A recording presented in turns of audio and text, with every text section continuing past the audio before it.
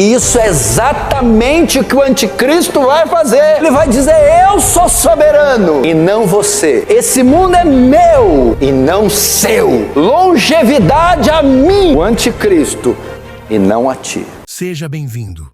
Hoje vamos mergulhar em uma verdade transformadora da palavra de Deus, com o pastor Paulo Júnior. Como será o fim dos tempos?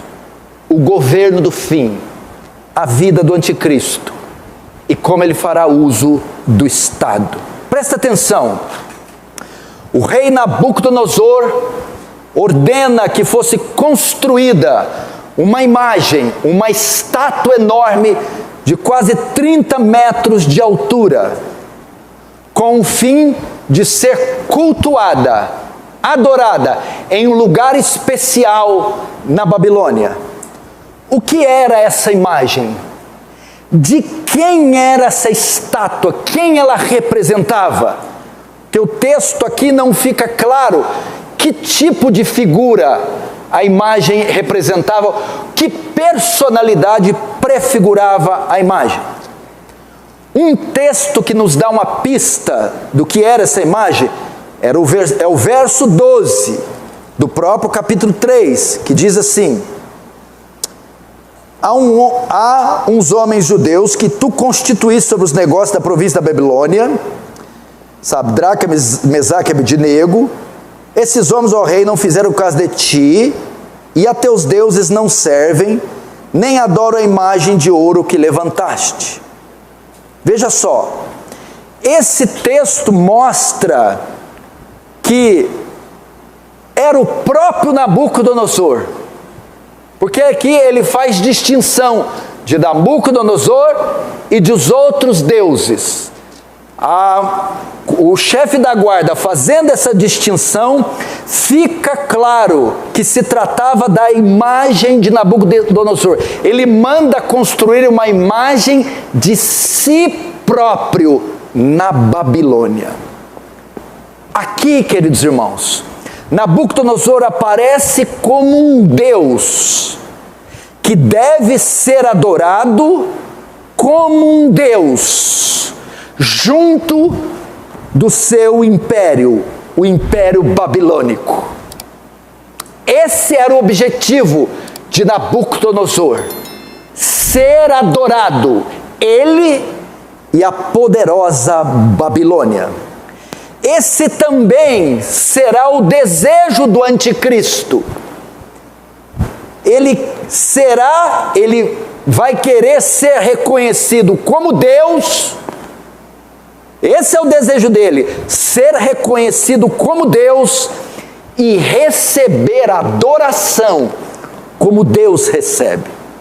Isso está claro em 2 Tessalonicenses, ponham na tela por favor, capítulo 2, verso 3, diz assim: ninguém de nenhum modo vos engane, porque a vinda de Jesus não acontecerá sem que primeiro venha a apostasia e seja revelado o homem da iniquidade, está falando do anticristo, o filho da perdição, verso 4, a ponto de assentar-se no santuário de Deus, ostentando-se como se fosse o próprio Deus, ostentando ser a Deus. Esse é o desejo do anticristo. Quando ele vier, ele quer ser reconhecido como Deus e receber adoração como Deus. O seu desejo é exaltar seu nome sobre o nome de Deus. Esse era o objetivo de Nabucodonosor: exaltar o nome sobre o nome de Deus. E também será o objetivo do anticristo. Notem o local onde foi construída a estátua. O verso 1 diz que foi construído num campo chamado Campo de Dura. Se você notar aí no verso 1, Campo de Dura. O que tem a ver? Essa estátua não está sendo construída em qualquer lugar e não está sendo construída nessa planície, nesse campo por acaso. Alguns estudiosos afirmam que esse foi o mesmo local onde foi construída, erguida, a Torre de Babel, de Gênesis 12. E qual era o objetivo da Torre de Babel ter sido construída? Gênesis 11, verso 2 diz assim: sucedeu que, partindo eles do Oriente, deram com uma planície na terra de Sinar. Verso 4: e disseram: vinde, edifiquemos para nós uma cidade, e a torre cujo topo chegue até os céus. Até aqui eu vou ler. Eles também encontraram uma planície na terra de Sinar. E muitos entendem que a planície de Dura, o campo de Dura, e a terra de Sinar se trata do mesmo local. Agora, qual era o objetivo? Construir a Torre de Babel. Ainda no verso 4: construamos uma torre que chega até os céus, e tornemos célebre o nosso nome, para que não sejamos espalhados por toda a terra. O que é Babel? Babel foi a tentativa de exaltar o próprio nome sobre o nome de Deus, porque Deus, quando cria o homem, diz: ide, frutificai e povoai a terra, para que o meu nome seja conhecido na multiplicação dos homens. Vem Babel, diz: não, queremos construir a torre para o nosso nome ser célebre, conhecido em toda a terra. O nosso nome sobrepuja o de Deus, suplanta o de Deus. O nosso nome é acima de Deus. O objetivo, então, deles era promoverem a si mesmos. E é isso que Nabucodonosor queria fazer. E é exatamente isso que o anticristo vai fazer: promover a si mesmo, exaltar o nome dele acima do nome de Deus. Parece que outra figura tentou fazer isso no Antigo Testamento. Vocês se lembram de Isaías 14 e Ezequiel 28? Tu era o querubim ungido da guarda. Ó estrela da alva, tu dizia no coração: acima das mais altas nuvens exaltarei o meu trono, e acima do Altíssimo serei eu. Essa é nitidamente o desejo do anticristo. Isso tudo ele faz em afronta ao seu principal inimigo. Quem é o principal inimigo de Satanás? Quem é o principal inimigo do diabo? É Deus. Por que ele está fazendo essa estátua? Ele tem um objetivo aqui: é afrontar a Deus. Se você notar, estamos lendo o capítulo 3. No capítulo anterior, o capítulo 2, mostra qual foi a intenção de Nabucodonosor ao construir essa estátua. Por que ele construiu essa? O 2 revela. O 2, Nabucodonosor tem um sonho. Ele fica espavorido, perplexo com o sonho. Ele chama todos os sábios da Babilônia, não para interpretar o sonho. Tinha que adivinhar o que ele sonhou, sem ele falar e dar a interpretação. Ninguém consegue. Ele vai: vou mandar matar todo mundo. Então alguém levanta a mão. Tem um homem, tem um hebreu que tem essa capacidade, Daniel. Então Daniel revela o sonho. Nabucodonosor vê uma estátua enorme.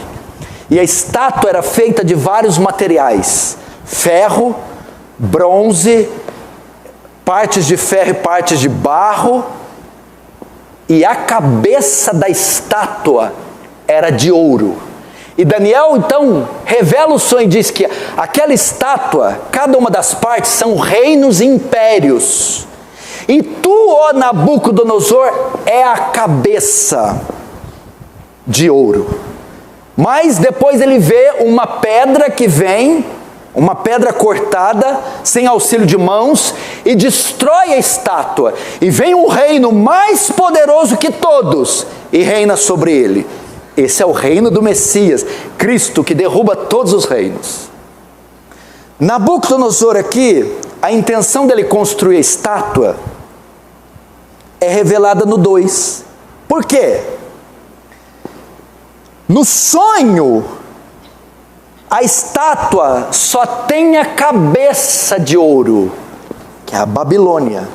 Mas agora, no capítulo 3, a estátua que Nabucodonosor vai construir é toda de ouro, da cabeça aos pés, é completamente de ouro.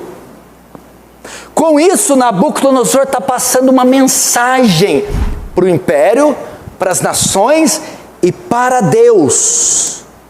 Por que ele está fazendo isso? Ele está afrontando a Deus, dizendo: o meu reino não vai acabar, e que eu, Nabucodonosor, sou soberano, e não o seu Deus, Daniel. Contrariando o que Daniel revela no sonho.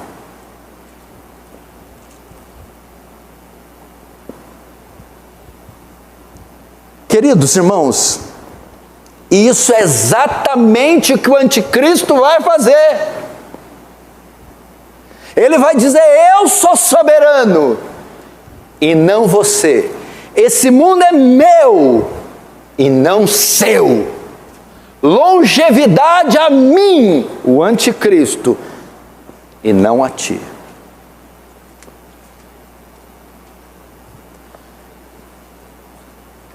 Veja só, meus irmãos, que coisa assustadora. Agora, Nabucodonosor não só deseja ser adorado, como também exige ser adorado. Uma coisa é desejar, outra coisa bem diferente é exigir. Ele não só deseja, como também exige e impõe que seja adorado.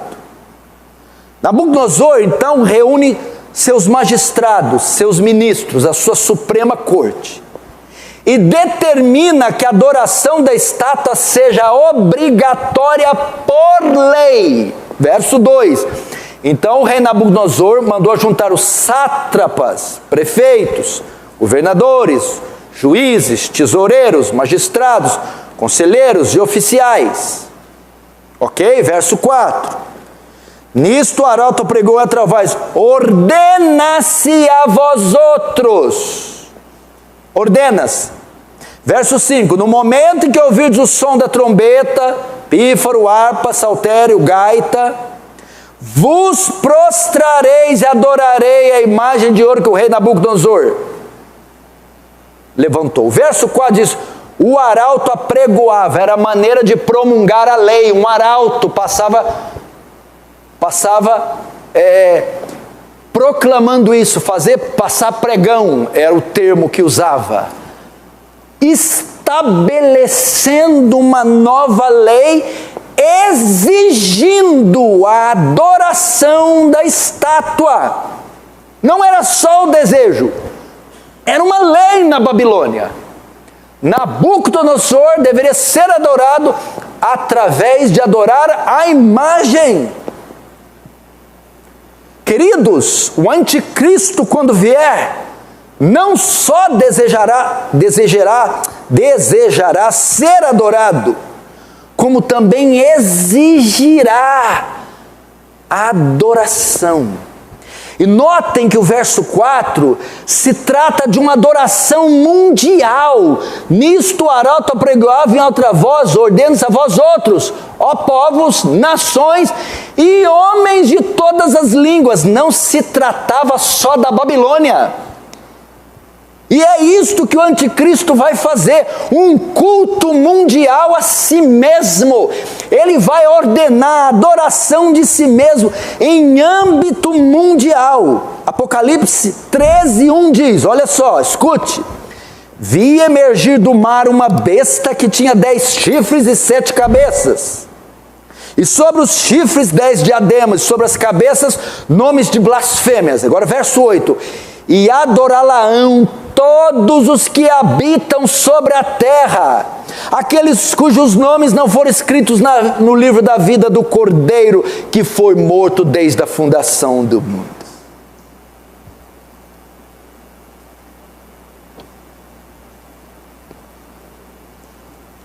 Você vê nitidamente semelhanças de Nabucodonosor com o anticristo, até porque Nabucodonosor era o anticristo do seu tempo, da sua época. Ele vai exigir adoração e vai estabelecer o culto a si mesmo, o culto à personalidade.